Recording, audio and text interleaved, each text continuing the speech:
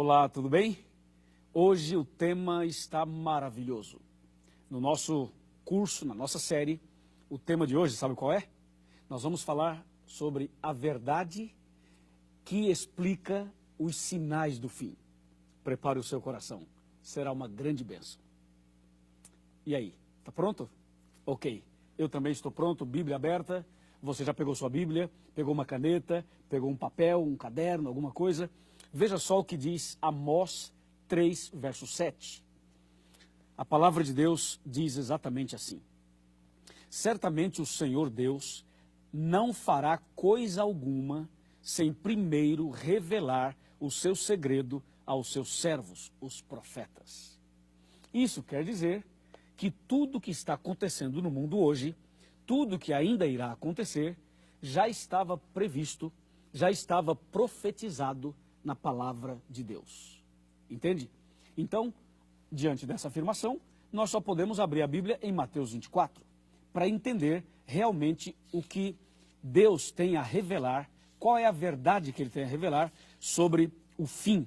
Vamos abrir aqui comigo a Bíblia em Mateus capítulo 24, versículo 3. Diz assim: no Monte das Oliveiras achava-se Jesus assentado, quando se aproximaram dele os discípulos, em particular, e lhe pediram: dize-nos quando sucederão estas coisas, e que sinal haverá da tua vinda e da consumação do século. Que pergunta, hein? Imagina você sentado ao lado de Jesus e fazendo uma pergunta dessas a ele. Os discípulos perguntaram: Senhor, quando sucederão essas coisas? E diz claramente o verso, qual é o sinal? Que sinal haverá da tua vinda e da consumação do século? E aí Jesus começa a dar uma série de informações, mencionando o que aconteceria antes da volta de Jesus. Só que esse verso tem dois detalhes importantes. O primeiro é quando os discípulos perguntam assim: Senhor, quando sucederão estas coisas? Essa é a primeira pergunta. A segunda foi: que sinal haverá? Então, primeira, quando, e depois, que sinal haverá? Para responder a primeira pergunta, quando, eu convido você a abrir a Bíblia comigo em Mateus capítulo 24, verso 36. Olha que interessantíssimo. Mas a respeito daquele dia e hora, ninguém sabe, nem os anjos dos céus, nem o Filho, senão o Pai. Então, para responder a primeira pergunta, quando, Jesus disse: ninguém sabe. Agora escuta, ninguém sabe. Deu para você entender? Teve pessoas que já marcaram datas. Alguns marcaram para 1844, Jesus não veio. Outros marcaram para 1914, Jesus não veio. Outros marcaram para 1975, Jesus não veio. Outros marcaram para o ano 2000, Jesus não veio. Marcaram para 2011, para 2012, e de vez em quando aparecem umas pessoas marcando datas. Escuta bem isso aqui. A pergunta foi quando? Jesus disse: o dia e a hora ninguém sabe. Ok? Somente Deus sabe. Somente Ele sabe. E Ele não revelou para ninguém. Agora vem a segunda pergunta. A segunda foi a seguinte: que sinal haverá? Aí sim, aí vem um detalhe que tem a ver conosco. Que sinal haverá da tua vinda? Então Jesus agora começa a dar o sinal. E para responder que sinal é esse, Jesus menciona vários acontecimentos. Aqui em Mateus capítulo 24. Eu gostaria de ler para você alguns deles. Mateus 24, voltemos para Mateus 24. E agora nós queremos ler o versículo 4. Presta bem atenção. E Jesus, ou seja, ele lhes respondeu: vede que ninguém vos engane. Olha que advertência sábia de Jesus. Jesus disse: cuidado, hein, para ninguém vos enganar. Agora aqui entre nós, se Jesus falou assim: cuidado para que ninguém vos engane, é porque Jesus sabia, e Jesus sabe, que apareceriam enganadores, vários enganadores. E por isso Jesus fala no verso 4, tome cuidado para que ninguém vos engane.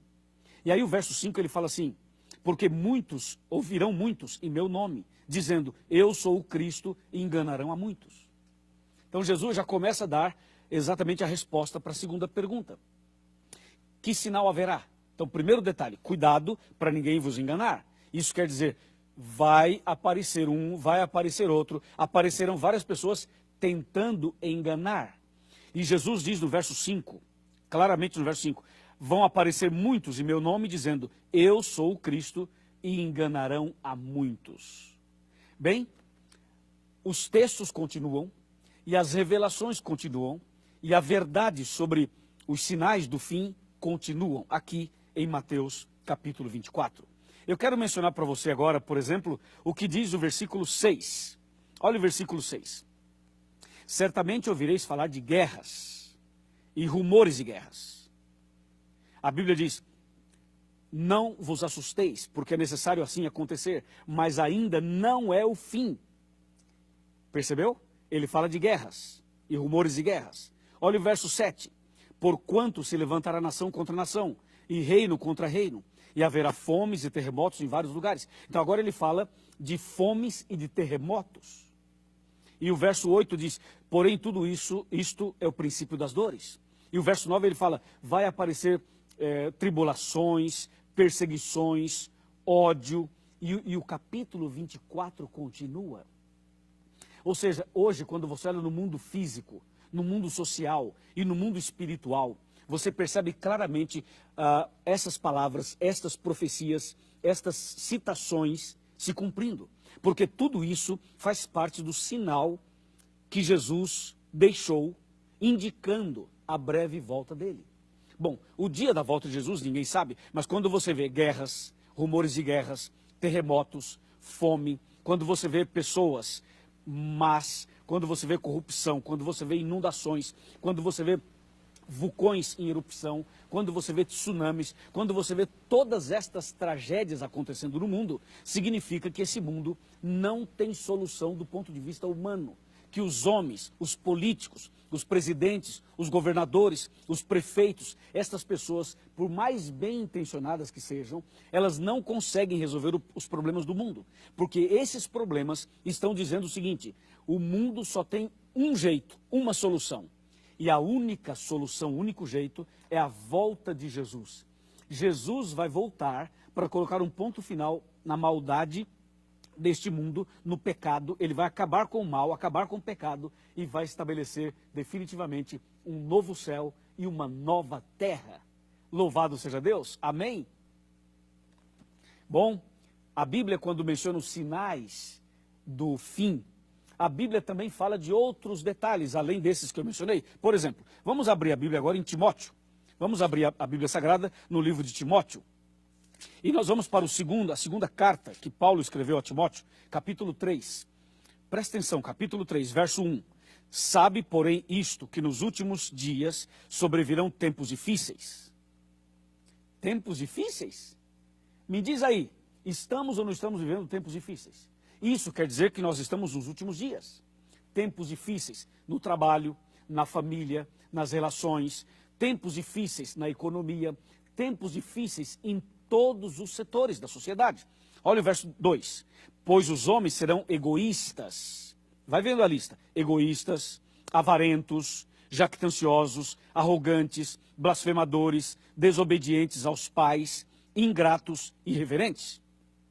Verso 3, desafeiçoados, implacáveis, caluniadores, sem domínio de si, cruéis, inimigos do bem. Olha o verso 4, traidores, atrevidos, enfatuados, mais amigos dos prazeres que amigos de Deus. Olha o verso 5, tendo forma de piedade, negando-lhe, entretanto, o poder.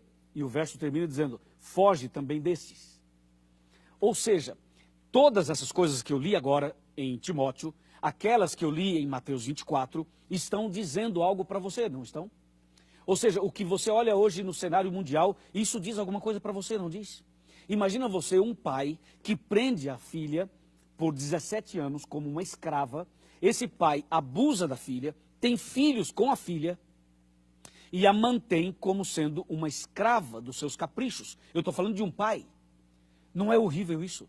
E o que dizer das tantas tentativas de suicídio? O que dizer, por exemplo, de pessoas que todos os dias praticam suicídio? O que dizer das enfermidades terríveis? A depressão, por exemplo, o vírus Ebola e também a própria AIDS, e o câncer, e a diabetes, e o problema de hipertensão. O que dizer desses problemas todos que fazem os hospitais ficarem lotados? E o que dizer das cadeias que estão superlotadas? Os crimes estão mais bárbaros. Antigamente as pessoas matavam as outras, claro, mas hoje eles não apenas se contentam em matar, eles querem trucidar, ou seja, é uma morte cruel. A pessoa está como um sangue frio, as pessoas não têm sentimento, não têm compaixão, não se arrepende. Quantos casos a gente está vendo diante dos nossos olhos, nas televisões, na internet e nas redes sociais? Aí vem a questão, será que tudo isso não está dizendo algo para a gente? Será que essas coisas não são sinais de que esse mundo está chegando ao final?